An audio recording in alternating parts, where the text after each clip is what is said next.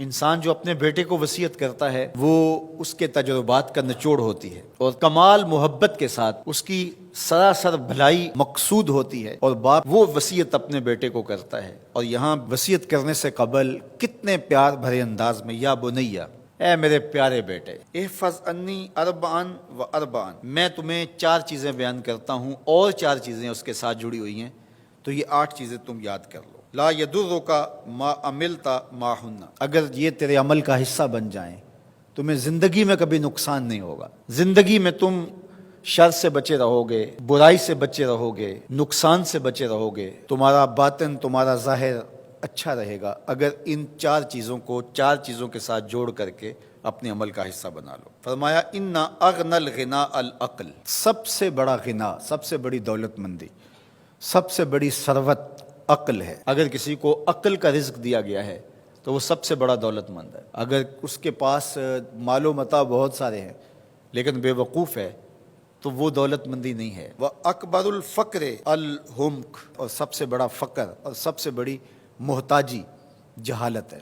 سب سے بڑی دولت مندی عقل ہے، اور سب سے بڑی غربت، سب سے بڑی غریبی اور سب سے بڑا فقر اور محتاجی بے وقوفی ہے۔ وَأَوْحَشَ الْوَحْشَةُ الْعُجْبُ، اور سب سے بڑی وحشت تنہائی عجب ہے، خود پسندی ہے، اپنے آپ کو دیکھنا کہ میں بہت کچھ ہوں۔ جو شخص اپنے آپ کو دیکھتا رہتا ہے اور وقت اپنے آپ کو ہی لوگوں کے سامنے پیش کرتا رہتا ہے بنا سنوار کے، وہ تنہا ہو جاتا ہے۔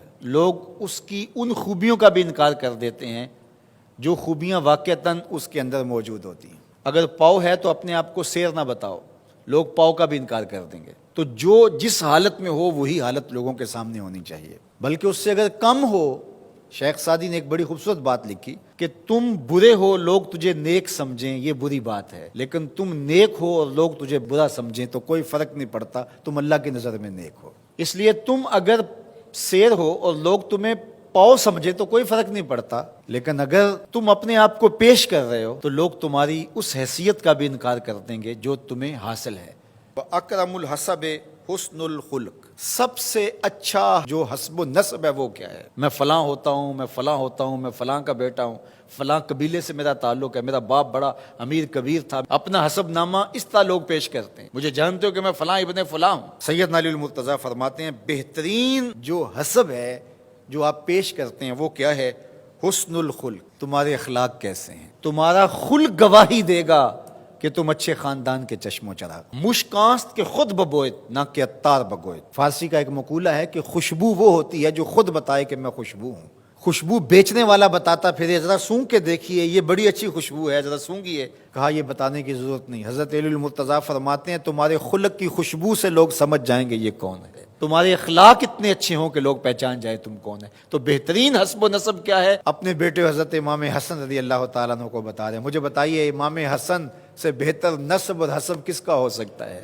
رسول اللہ کی بیٹی کے بیٹے، امام الاولیاء کے فرزند ہیں، رسول اللہ کے نواسے ہیں، بنو ہاشم کے چشم و چراغ ہیں۔ تو انہیں یہ نہیں کہا کہ تم یہ بتاتے پھرنا، بلکہ کہا کہ تمہارا خلق گواہی دے کہ میں محمد کا نواسا ہوں، تمہارے اخلاق گواہی دے کہ میں نے فاطمہ کا دودھ پیا ہے، تمہارا کردار گواہی دے، تمہاری شجاعت گواہی دے کہ تم علی کے فرزند ارجمند ہو۔ اللہ اکبر۔ پھر حضرت علی المرتضیٰ رضی اللہ تعالیٰ عنہ ان چیزوں کو بیان کرنے کے بعد فرماتے ہیں یا بنیا، اے میرے بیٹے، ایاک والمصادقہ الاحمق، بے وقوف شخص کی دوستی سے ہمیشہ بچنا۔ فإنہ یرید ان ینفعک فیضرک، وہ دل سے چاہے کہ تمہیں نفع پہنچائے لیکن اپنی جہالت کی وجہ سے، اپنی بے وقوفی کی وجہ سے تمہیں نفع نہیں پہنچا سکے گا، تمہیں نقصان پہنچا دے گا۔ کہا جاتا ہے کہ بے وقوف دوست سے دانا دشمن اچھا ہے، تو وہ اسی قول کا مفہوم ہے۔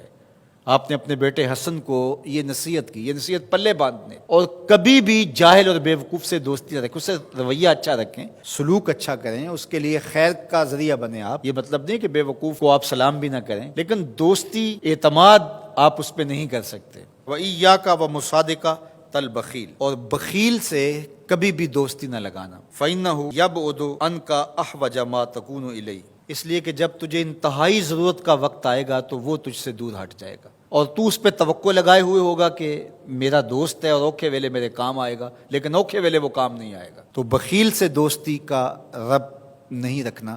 وَإِيَّاكَ وَمُصَادَقَةَ الْفَاجِرِ، بدکار شخص سے کبھی دوستی نہ رکھ، برے شخص سے کبھی دوستی کا رشتہ نہ جوڑنا۔ فَإِنَّهُ يَبِيعُكَ بِالطَّافَةِ، جو فاسق و فاجر ہے، برا شخص ہے، بدکار ہے، اس سے دوستی نہ رکھنا، اس لیے کہ وہ بہت تھوڑی قیمت میں تجھے بیچ دے گا۔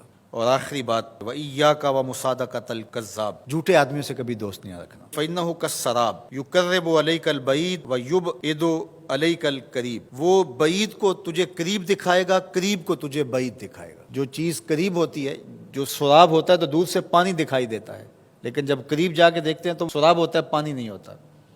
تو کہا وہ بھی سراب کی طرح ہوتا ہے، کذاب، جھوٹ بولنے والا، جو تجھے وہ نقشہ کھینچے گا جو ہوگا نہیں، تجھے وہ چیزیں بتائے گا جو نفس العمل میں نہیں ہوں گی، اور تو ایک مغالطے میں مارا جائے گا۔ یہ ہے حضرت سیدنا علی المرتضیٰ رضی اللہ تعالی عنہ کے وہ اقوال نور، جن کی گہرائی، گیرائی اور حکمت سے بھرے ہوئے یہ کلمات سے پھوٹتے ہوئے اجالے ہماری زندگی کو ایک اسلوب دیتے ہیں۔